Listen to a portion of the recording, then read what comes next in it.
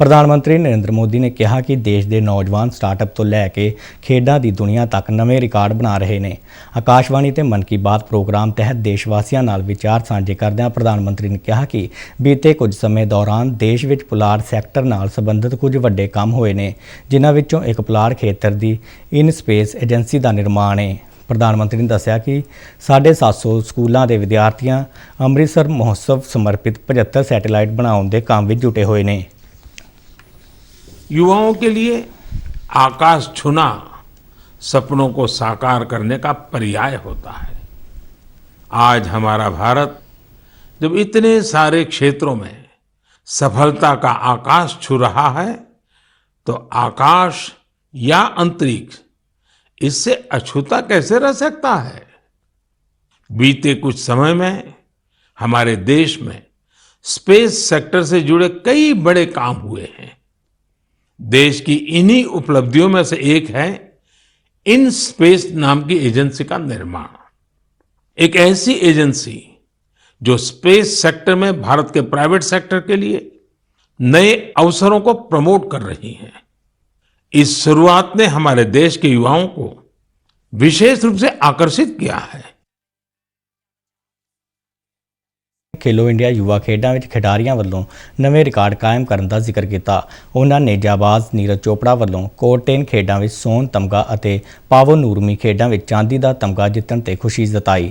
प्रधानमंत्री ने कहा कि नौजवानों का यह हौसला अज दे युवा की पछाण है। प्रधानमंत्री ने अपने संबोधन में उन्होंने खिडारियों का विशेष तौर पर जिक्र किया जिन्हों ने जीवन में वड्डे संघर्ष तो बाद सफलता हासिल की है। हमारे ओलंपिक गोल्ड मेडल विजेता नीरज चोपड़ा फिर से सुर्खियों में छाए रहे। ओलंपिक के बाद भी वो एक के बाद एक सफलता के नए नए कीर्तिमान स्थापित कर रहे हैं। फिनलैंड में नीरज ने पावो नुर्मी गेम्स में सिल्वर जीता। यही नहीं, उन्होंने अपने ही जेवलिन थ्रो के रिकॉर्ड को भी तोड़ दिया। कोर्टोन गेम्स में नीरज ने एक बार फिर गोल्ड जीतकर देश का गौरव बढ़ाया। ये गोल्ड उन्होंने ऐसे हालातों में जीता जब वहां का मौसम भी बहुत खराब था। प्रधानमंत्री ने वेस्ट तो वैल्थ नाल जुड़े यत्नां की चर्चा करते हुए मिजोरम के एक पिंड की विलखण उदाहरण का जिक्र किया जिथे प्लास्टिक और पॉलीथीन के कचरे तो पहली प्लास्टिक सड़क बनाई गई। प्रधानमंत्री ने टिप्पणी करदਿਆਂ कहा कि अजिहियां पहलकदमियां नाल स्वच्छता और विकास दोवें हुंदे ने।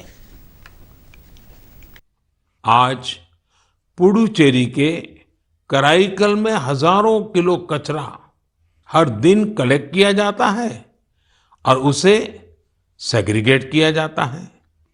इसमें जो ऑर्गेनिक कचरा होता है उससे खाद बनाई जाती है। बाकी दूसरी चीजों को अलग करके रिसाइकल कर लिया जाता है। इस तरह के प्रयास प्रेरणादायी तो है ही, सिंगल यूज प्लास्टिक के खिलाफ भारत के अभियान को भी गति देते हैं। प्रधानमंत्री ने मॉनसून सीजन का जिक्र करदਿਆਂ जल संभाल की लोड़ ते जोर दिता। उन्होंने कहा कि सानू इस दिशा में होर यतनशील होना चाहिए है। प्रधानमंत्री ने कहा कि साडा समाज सदियों तो रल मिल के इस जिम्मेवारी नू निभाउंदा आया है। जल संरक्षण तो वास्तव में जीवन संरक्षण है। आपने देखा होगा आजकल कितने ही नदी महोत्सव होने लगे हैं। आपके शहरों में भी इस तरह के जो भी जल स्रोत हैं वहां कुछ न कुछ आयोजन अवश्य करें। हमें कोरोना के खिलाफ सावधानी को भी ध्यान रखना है। हालांकि संतोष की बात है कि आज देश के पास वैक्सीन का व्यापक सुरक्षा कवच मौजूद है।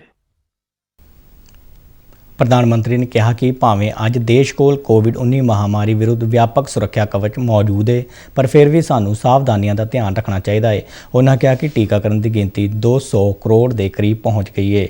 उन्होंने योग लाभार्थियों को वैक्सीन की तीजी और एहतियाती खुराक लैण की अपील की। हमें कोरोना के खिलाफ सावधानी को भी ध्यान रखना है। हालांकि संतोष की बात है कि आज देश के पास वैक्सीन का व्यापक सुरक्षा कवच मौजूद है।